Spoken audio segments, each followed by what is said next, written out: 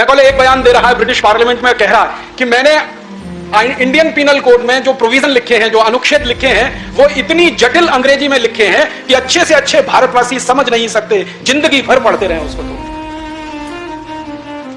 मेरे बहुत सारे वकील मित्र हैं जो ईमानदारी से मुझे कहते, राजीव भाई हम किसी भी कानून को पढ़कर समझ सकते हैं, आईपीसी कभी समझ में नहीं आता। गोल गोल जलेबी जैसी भाषा है और इतनी गोल गोल जलेबियां बनी है कि पहला वाक्य पढ़ना शुरू करो तो अंतिम भूलता है, अंतिम तक पहुंचो तो सारा पहला साफ हो जाता है। अब क्या न्याय मिलेगा उसके आधार।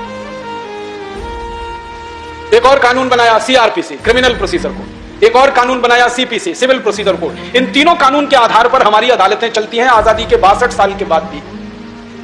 आईपीसी में हमारे देश की आजादी के बाद थोड़ा भी संशोधन नहीं हुआ, सीआरपीसी में नहीं, सीपीसी में नहीं, और थोड़े बहुत संशोधन हुए तो मामूली से हुए, वो वही हुए जो अंग्रेजों वाले संशोधन है, भारतीय तरीके के संशोधन नहीं हुए। अब दुष्परिणाम यह है कि इन तीन कानूनों के आधार पर पूरी जो व्यवस्था भारत में चल रही है, इस व्यवस्था में 10 करोड़ लोग न्याय के लिए भटक रहे हैं, अपनी एड़ियां घिस रहे हैं, चप्पलें घिस रहे हैं, उनको न्याय नहीं मिल रहा है, उनके मुकदमों का फैसला नहीं हो। 3 करोड़ मुकदमे चल रहे हैं, मुकदमे में एक वादी और एक प्रतिवादी हो तो 7 करोड़ लोग फैसले के लिए भटक रहे हैं। इनको न्याय मिलने की दूर दूर तक कोई उम्मीद नहीं है, क्योंकि एक एक मुकदमा चलते हुए 40 साल, 50 साल, 55 साल हो गए।